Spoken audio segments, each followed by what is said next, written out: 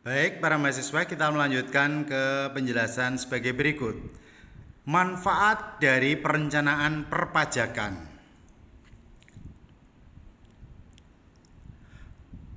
Penghematan kas keluar karena beban pajak yang merupakan unsur biaya dapat dikurangi, atau mungkin dalam bahasa perpajakan kita optimalkan.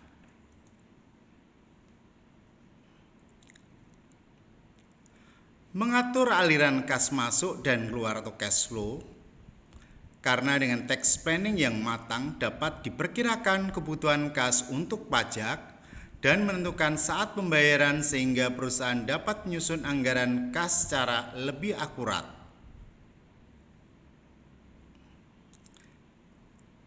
Tujuan dari perencanaan pajak: 1. Meminimalisir atau minimalisasi beban pajak yang terutang. 2. Maksimalkan laba setelah pajak. 3. Meminimalkan terjadinya kejutan pajak atau tax surprise jika terjadi pemeriksaan pajak oleh pihak fiskus. Berikutnya, memenuhi kewajiban perpajakan secara benar, efisien, dan efektif sesuai dengan ketentuan perpajakan.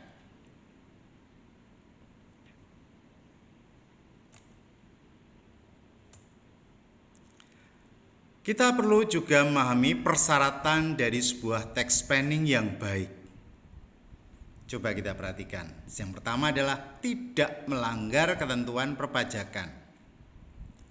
Jadi, rekayasa perpajakan yang didesain dengan diimplementasikan bukan merupakan tax evasion.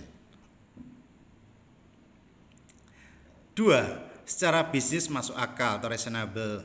Kewajaran melakukan transaksi bisnis harus berpegang kepada praktik perdagangan yang sehat dan menggunakan standar arm's length price. Apa itu arm's length price? Prinsip harga wajar. Yang ketiga, didukung oleh bukti-bukti pendukung yang memadai, misalkan kontrak, invoice, faktur pajak, kwitansi nota, dan sebagainya. Ini adalah persyaratan mutlak dari sebuah tax planning yang baik. Ketika salah satu poin ini tidak dipenuhi, maka bisa dikatakan tax planning itu tidak berjalan dengan baik. Sekarang resistensi pajak.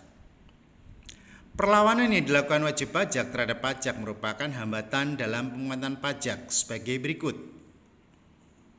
Perlawanan pasif meliputi hambatan-hambatan yang persukar pemungutan pajak yang erat hubungannya intelektual dan moral penduduk serta sistem dan cara pemungutan pajak itu sendiri. Berikutnya, perlawanan aktif meliputi semua usaha dan perbuatan yang secara langsung ditunjukkan kepada fiskus dan bertujuan untuk menghindari pajak. Sekarang, beberapa modus perlawanan aktif. Yang pertama adalah tax avoidance atau penghindaran pajak. Lalu tax evasion atau penggelapan atau penyelundupan pajak. Berikutnya adalah tax saving atau penghematan pajak.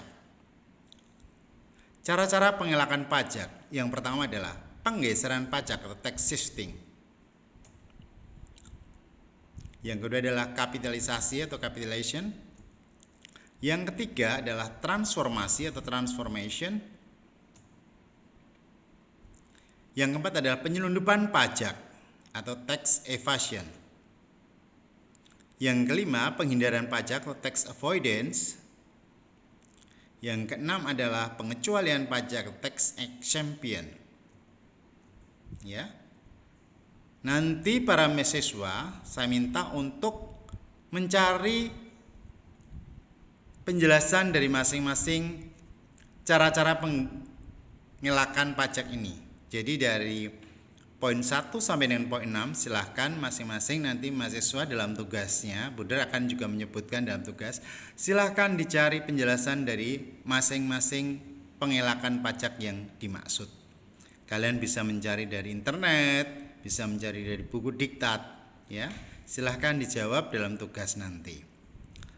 Oke, terima kasih atas perhatian para mahasiswa. Selamat mengerjakan.